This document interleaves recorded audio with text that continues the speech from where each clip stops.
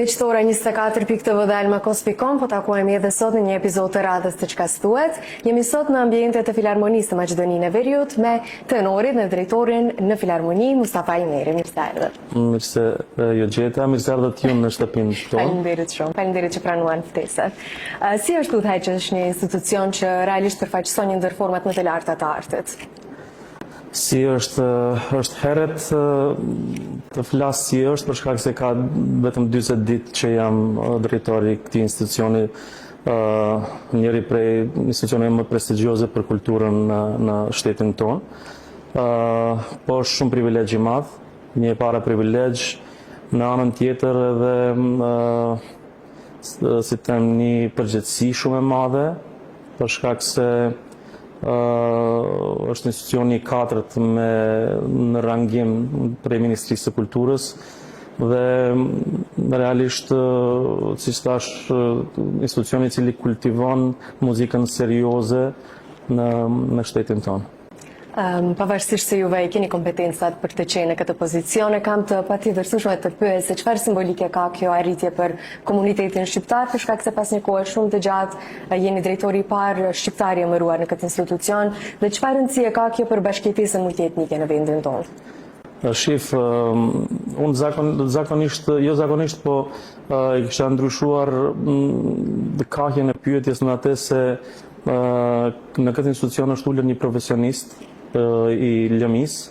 Unë jam dëshmuar paka shumë në profesionin tim, në koncertet e mia, në gjithçka që kam bërë këto 25 vitet për kulturën shqiptare këtu në shtet, edhe më gjerë, dhe besoj se nuk është çështja vetëm si shqiptar, është fakt, është një arritje shumë e madhe, është arritje patjetër duhet të them se kam pas shumë mbështetje të madhe prej kryetarit të Lëvizjes Demokratike, zotëri Izzet Mexhiti, i cili faktikisht e mbështeti edhe shtyu deri në fund këtë arritje. Faktikisht që besojnë mua si një profesionist për të drejtuar një institucion të tillë. Ndërsa sa i përket çështjes multietnike, besoj se kemi punë me artin. Artin nuk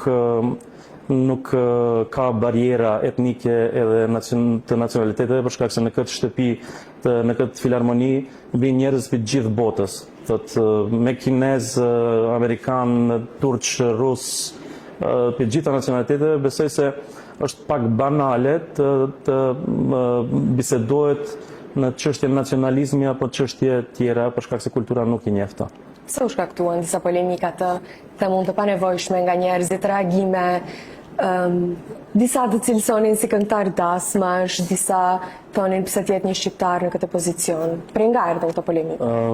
Shif, unë për disa unë nuk i kam pa, edhe nuk jam brengos shumë për thashe themet si them të kafeneve dhe të X portaleve, të cilet me një farë mënyre deshin që të zbehin ndoshta edhe identitetin tim, po nuk i arritën qëllimit, për shkak se mund të them se 80% prej orkestrës të filharmonisë shkon në përdasma.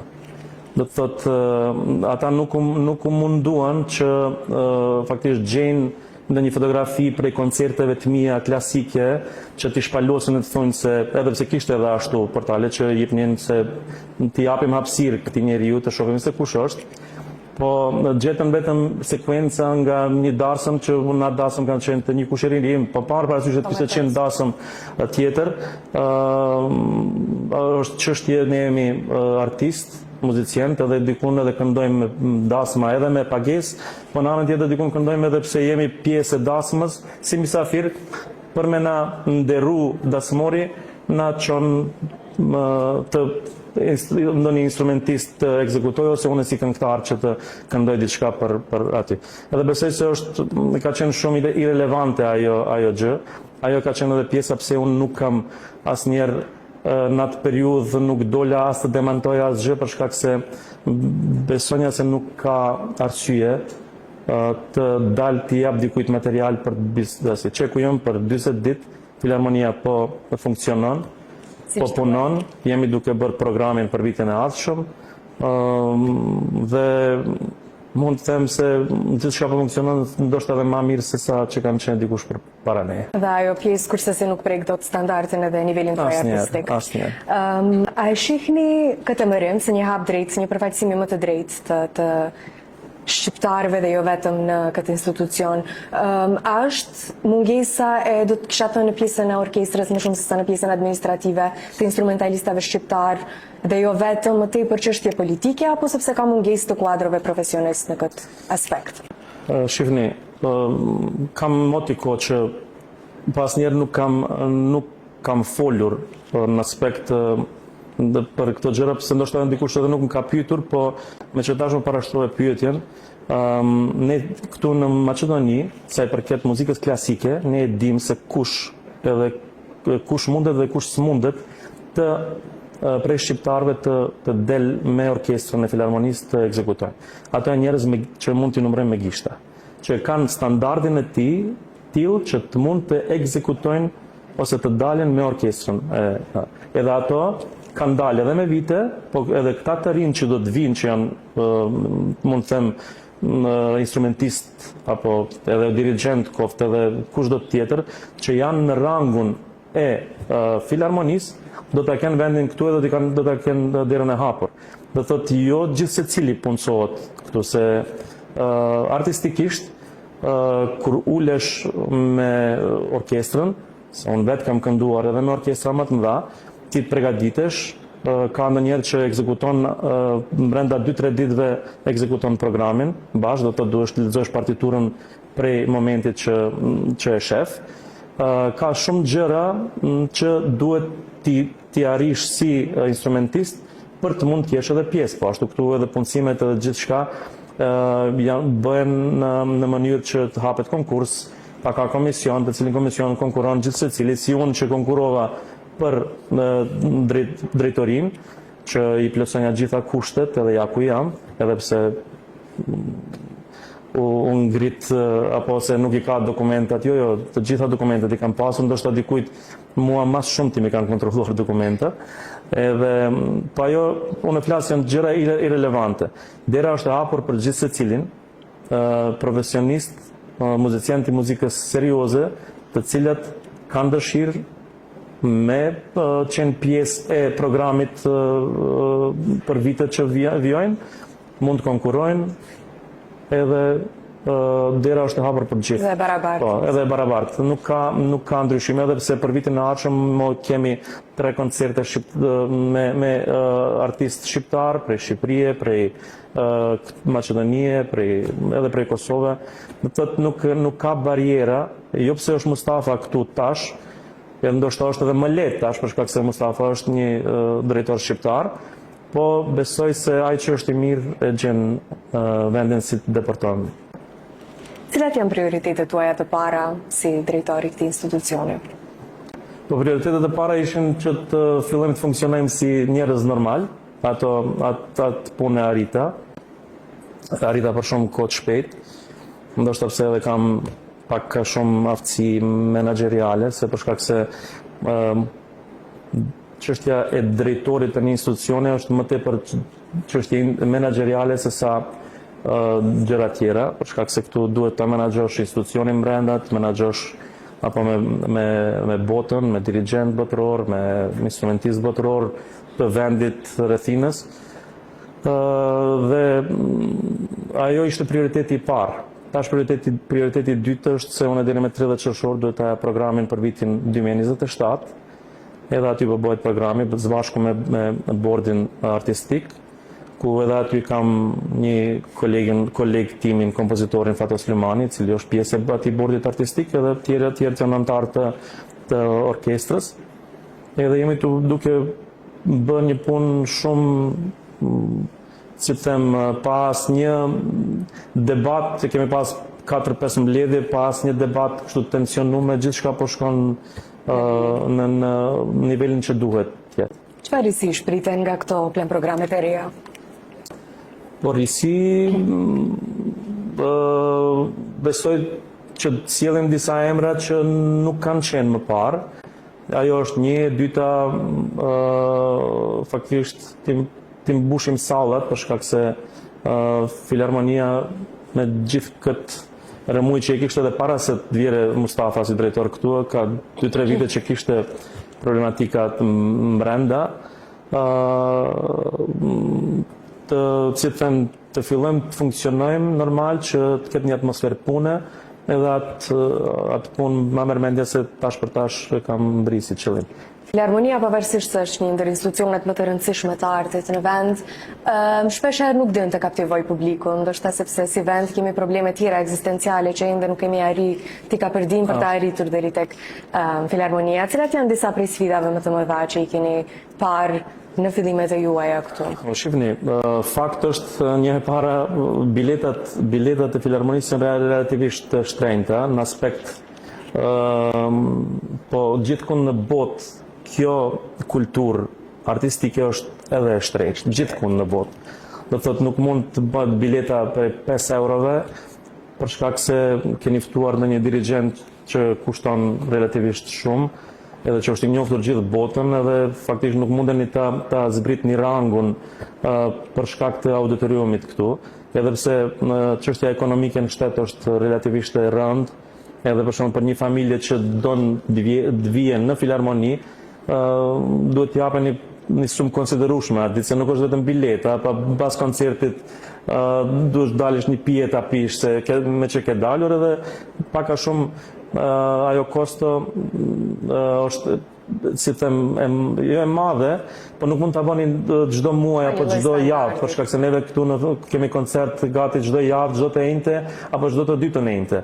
I kemi koncertet që i kemi të programit, po ashtu ka projekte të jashtme që janë me koncerte tjera, edhe pak a shumë ndoshta edhe ajo se s'kemi shumë kulturë, nëse jo që s'kemi kulturë për të ardhur, po kanë njerëzit prioritete tjera familjare, probleme brenda ekonomike, edhe nuk mundet i njëjti person të vijë disa herë në koncert, apo duhet publiku të jetë për gjithë maqedonisë të tërhiqet, jo vetëm prej Shkupit, mos presim vetëm prej Shkupit. E kjo është ajo pak që edhe pse për 3 koncertet që i kishim prej se jam unë këtu, salla e madhe ishte relativisht e mbushur, edhe besoj se do të vazhdon ky trend. Pikërisht tu desha dalë për shkak se mbi të gjitha vetë koncepti i këtij emisioni është rikthehet përsëri në atë se si shoqëria, ndikimet e politikave në shtet, në tek shoqëria,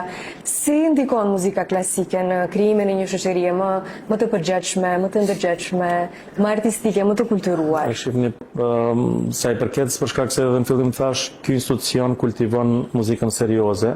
Muzika serioze, edhe ky institucion nuk mund të ndryshohet në aspektin e programit brenda që bëhemi komercial, për shkak se atë e ka si punëdhënie apo e kultivon muzikën klasike. Ku ndoshta në vendin ku jetojmë, si them, shoqëria edhe shumica nuk e din për shkak Filharmonia se çfarë përmban brenda. Unë edhe pse jam emëruar drejtor, ka njerëz që më thrasin, mendojnë se jam drejtori i operës. Ende nuk e bëjmë dallimin e institucioneve se çka është Filharmonia, çka është opera, edhe pse është çështje normale, do të thotë se ne kemi ato vetëm kur dëgjojmë nëpër rrjetet sociale që ka koncert aty edhe ti shkon në Filharmoni ndërtesë, por nuk e din a është program i Filharmonisë apo është program i jashtëm, sepse këtu kemi koncerte edhe komerciale, të cilat nuk i bën Filharmonia, po janë koncerte të cilat ka agjencione që e paguajnë sallën edhe mbajnë koncerte me marketingun e tyre. Domethënë ne nuk kemi lidhje me atë, ne vetëm japim shërbimet si institucion. Edhe kjo më duket se tash do të jetë edhe një obligim i imi prej brenda, edhe pse kam me koncertin që ishte javën e kaluar ku ishte Shkëlzem Baftiari si pianist, bënëm edhe reklamën në gjuhën shqipe, mujtën apo edhe për auditoriumin shqiptar që të tjetë jeni të informuar, edhe faqja është në gjuhën shqipe, brenda do të thotë do të mundohem që me anë të marketingut që i kemi brenda të mundohem ta informoj opinionin shqiptar se çfarë projekte, programe, koncerte do të ketë Filharmonia në të ardhmen. Për të formuar ndoshta një audiencë më të gjerë. Patjetër. Sepse kultura fundja... Dhe njerë edhe mos informimi është çështje, jo që njerëzit nuk dinë, po thjesht nuk janë të informuar. Edhe kjo është detyrë edhe jonë jam brenda institucionit. Edhe shpeshherë kultura shihet si luks më shumë nëpër shoqëritë tona dhe Ti e din edhe vetë, për shembull tash që ishte rasti me Koçanin, gjithë televizionet mbreta shtadit që ishte ditë ziel, shoheshin muzikë klasike prej filharmonisë. Edhe tash ajo me një farë mënyrë te opinioni jep se kjo ndërtesë bën vetëm kur vdesin njerëzit bën diçka. Kupton, ka një perceptim të tillë që nuk është ashtu. Se edhe pse ne kemi koncepte shumë bukura dhe shumë glamuroze, edhe shumë të mëdha bëhen këtu, kam qenë prezent edhe vetë, po tash edhe vetë do t'i organizoj apo. Edhe besoj se do duhet njerëzit të vinë ta shohin se ka kënaqësi tjetër. Thjesht vjen një orë, mbylli syt edhe vetëm dëgjoa. Kupton, ajo është ndoshta fillingu më i mirë. Duhet patjetër të formohet një kulturë. Dëgjimit të muzikës klasike. A duhet politika të ndikojnë në art dhe në kulturë? Apo ndoshta të bashkëpunojnë të krijuar diçka më të mirë? Kjo çështje besoj se nëse më pyetni mua, edhe me që më pyet tash ti si ashtu, besoj se politika moti ka hyrë në kulturë në vendin tonë. Për shkak se edhe kur e shihni me vitet të tëra edhe Ministria e Kulturës, për gjitha projektet që kanë dhënë me vite më parë, janë dhënë ndoshta vetëm me individ. Kanë marrë suma të mëdha individ, 2-3 veta, 5 veta, tjerët janë lënë anash ose kanë marrë nga një grimc sa të mund të bëjnë ndonjë projekt. Kur flas prej se Ministria e Kulturës është ajo e cila edhe me një farë mënyrë delegon apo do duhet ta bën projektin se si do të funksionojnë ato koncerte. Edhe kur shihni gjithë ato mjete e jipen prej ministrisë dhe janë dhënë me të madhe më parë, ne si shqiptar nuk kemi pa ndoshta asgjë prej asaj. Edhe më duket se shkojnë bosh ato mjete, për shumicën e mjeteve shkojnë bosh. Unë si Mustaf çdo herë kam qenë mendimit se më mirë të ketë 10 koncerte vjetore edhe të individëve, artistëve shqiptar, që të jepet si vjet Mustafës, vitin e ardhshëm dikujt tjetër, të bëjë një projekt madh që të mujt opinioni ta prek, ta shef atë. Po kjo është politika e Ministrisë Kulturës, që t'u jep gjithëve nga pak edhe në fund kur lidhet gjithçka është shumë pak. Në perceptimin tim mendoj që kultura dhe arti në përgjithësi më shumë përdoren si dekor për fushatat politike se sa si vlera vërtet në vendin tonë, edhe jo vetëm. Po, adini si është, unë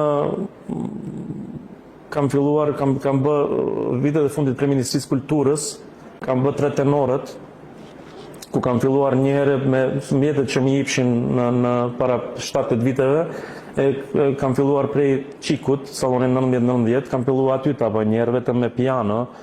Pastaj kur e panë se Mustafa po bën projekt mirë, pa fillun të japin pak më tepër mjete, pa fillum edhe unë fillova ta bëj pak më glamuroze, derisa më brim që të këndohet edhe në këtë Kurshumlianin, të bëhet në teatrin shqiptar, 3 tenorat vinë njerëz që realisht janë dikush në skenën kulturore shqiptare.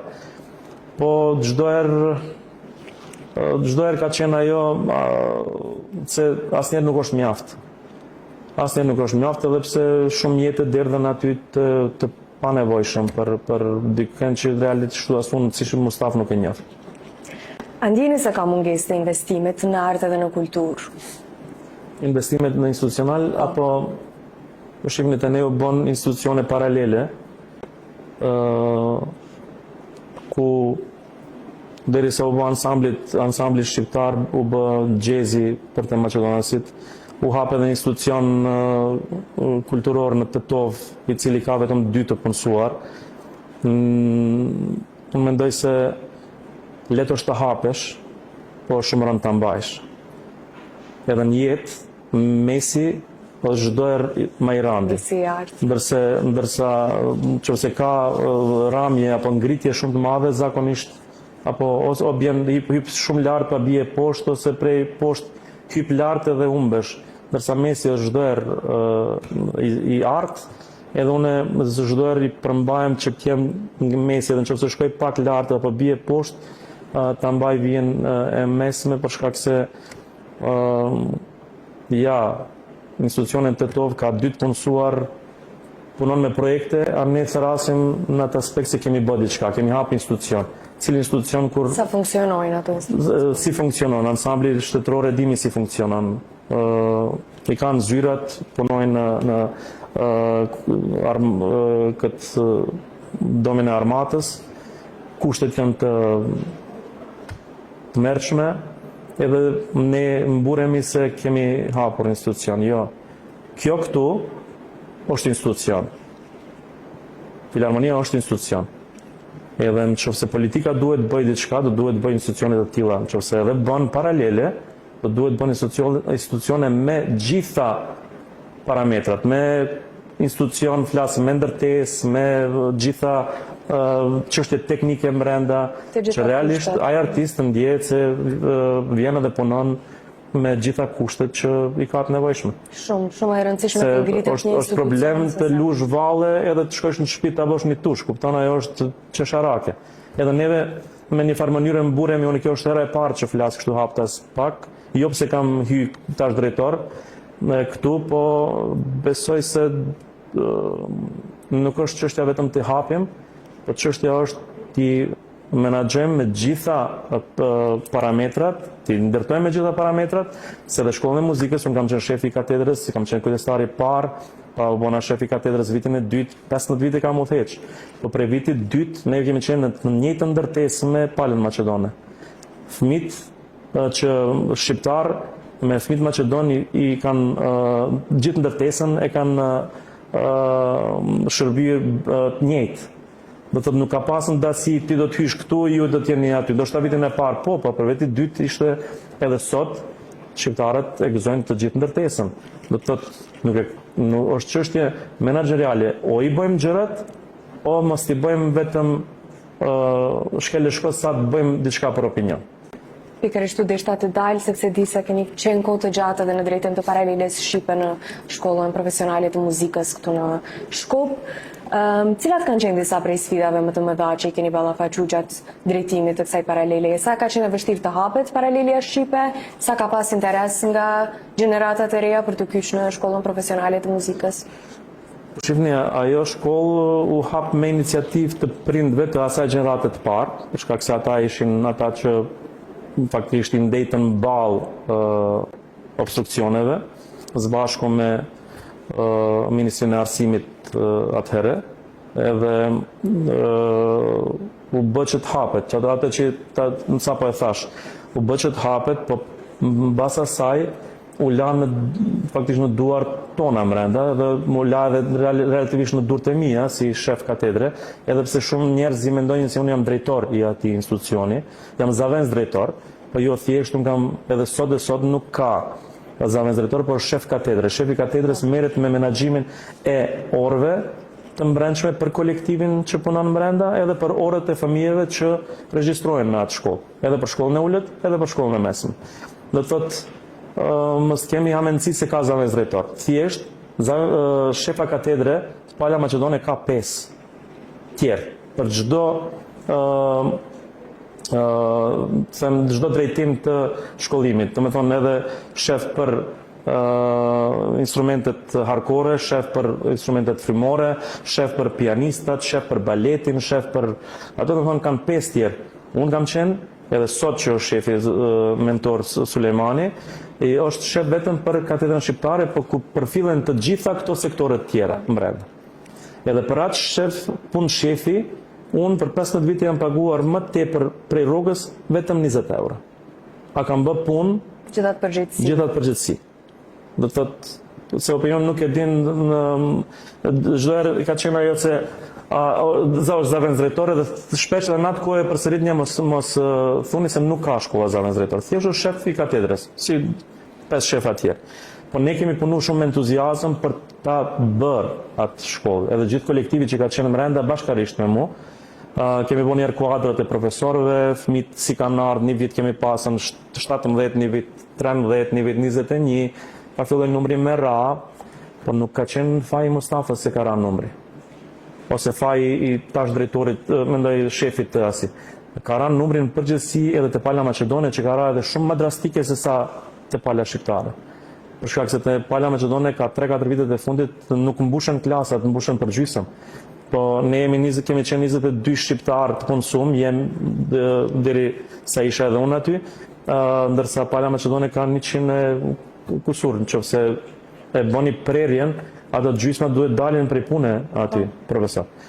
Edhe prapë se prapë edhe unë e them, me atë si kapacitet që kemi neve këtu në shtet, ose qytetin e Shkupit, edhe me 3-4 fëmijë në klasë për shkollën e mesme, unë mendoj se është e mjaftueshme neve të kemi që çdo vit ka 3-4 fëmijë të cilët ato fëmijë do të vazhdojnë të merren profesionalisht në muzikë. Se ne kemi pasur 18 fëmijë ose 21 fëmijë, por për aty 21 ajo klasë vetëm 2 veta kanë vazhduar muzikën. Gjithë të tjerët kanë gjetur rrugtimin e vet të ndryshëm për jetesë.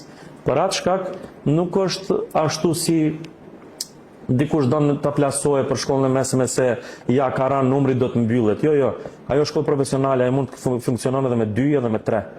Ai i cili bjen piano si bjen pianos, ai i cili bjen violinës si bjen violinës, nuk është shkollë, nuk është gjimnaz.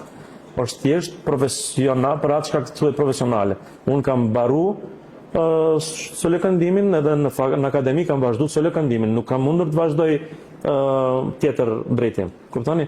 Edhe aty janë ca gjëra që realisht duhet të përmenden kështu në opinion që dihet se si funksionon ajo.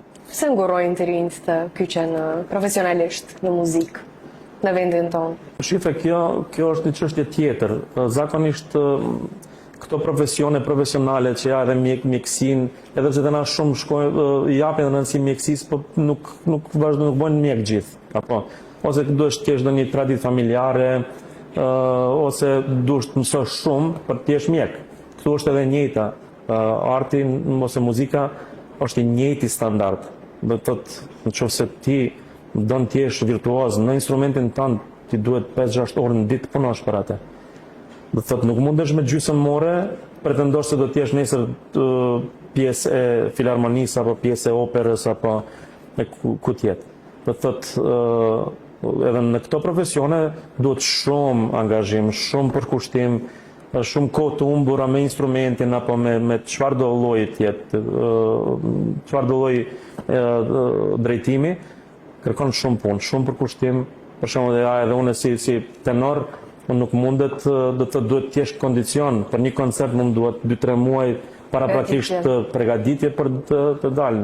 Se ne nuk kemi koncerte, për shembull sikur filharmonia tash që ka çdo të njëjtë koncert apo opera që ka po ashtu çdo të shtune ka një oper ku ti ke kontinuitet të punës edhe punon non-stop, atëherë nuk të duhet ty të bësh parapregaditje, ti thjesht ato e ke të përditshme. Është çështje e përditshme, ndërsa ne që kemi qenë jashtë dhe kemi dashur të bëjmë një koncert, për ne është desh ndoshta 2-3 muaj, 6 muaj përgatitje për një koncert për 1 orë. E tash atë pjesën, si thënë ato, gjithë publiku e shef vetëm atë që i jepet në skenë ajo një orëshi, ndërsa kërkush nuk e din prapa skenën. Për një shfaqje në teatr ti ke 2-3 muaj për shembull përgatitje. A jepet për 1 orë gjysmë në skenë. Edhe njerëzit vinë e shohin atë që jepet në skenë. Kërkut asnjërit se intereson se çka bën prapa skena, a prapa skena është shumë një makineri shumë e madhe që ta bëjë gjithë atë punë. Do të thotë aty fillon prej pastruesit deri te drejtori. Me gjithë eksperiencën tuaj në përgatitjen e këtyre brezave të rinj në muzikë profesionalisht, ta kultivojnë breza që vlerësojnë artin dhe muzikën dhe një ditë do të kenë kapacitetin për të arrijë jo vetëm në vendin tonë, por të arrijnë edhe të prekin majat ndërkombëtarisht. A ka potencial? Po, për potencial kemi potencial. Edhe pse ato janë ndoshta me individ,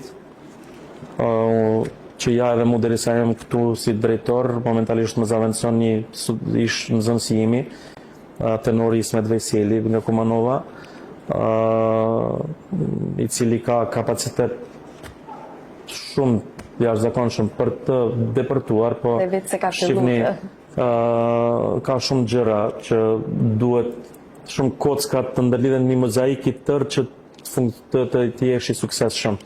Ndonjëherë janë mundësitë nga familja, për shkak se gjithë prej neve që i merreni me këtë profesion, kur janë momentet kyçe për të duhet dalur jashtë vendit për të kryer ndonjë master apo për